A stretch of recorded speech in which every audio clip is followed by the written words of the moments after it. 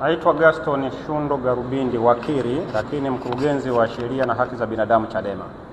Sasa nataka kuwapa update ya makamu mwenyekiti wa chama taifa Mheshimiwa John Heche ambaye asubuhi alipokuja mahakamani alikamatwa na jeshi la polisi. Kwa taarifa ya jeshi la polisi kupitia kwa DZCO afande George Bagemu, anadai ni kweli wamemkamata John Heche kwa makosa ambayo hajayasema, lakini anasema jambo la John Heche haliko Dar es Salaam, liko Tarime, na amedai kwamba jeshi la polisi tayari wameshamsafirisha John Heche kutoka Dar es Salaam kuelekea Tarime. Kwa hiyo kama chama tunajipanga sasa kwa maana ya kuagiza mawakili walioko mkoa wa Mara na mawakili wengine kutoka Mwanza ili waelekee huko kwa ajili ya kuweza kutoa huduma za kisheria kwa makamu mwenyekiti. Kwa hiyo makamu mwenyekiti, kwa taarifa ya jeshi la polisi ni kwamba hayuko Dar es Salaam. Baada ya kukamatwa kwake amesafirishwa kutoka Dar es Salaam kuelekea Tarime, ambako wao wanadai tuhuma zake ziko kule, na wao baada ya kumkamata wameshampeleka kule kwa ajili ya hatua nyingine zaidi.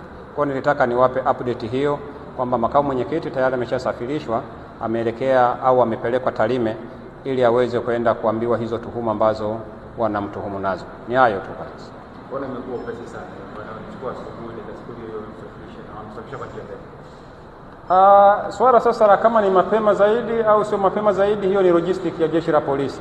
Sisi ambacho tulitaka kujua ni wapi alipo makamu mwenyekiti, anafanya nini, ili tuweze kumpa msaada wa kisheria unaohitajika kama wangehitaji kumchukua maelezo na vitu vingine kama hivyo.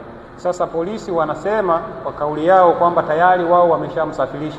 Inaelekea tayari walikuwa wameshafanya logistic za kumsafirisha na tayari wanasema wamempeleka. Japokuwa hajasema njia mahususi ambayo wametumia, kama ni njia ya anga au ni magari au ni nini, lakini utamaduni wa kawaida na mazoea ya kawaida kama walivyofanya kwa mwenyekiti, tunashumu labda watakuwa wamechukua magari hayo na watakuwa wamemsafirisha.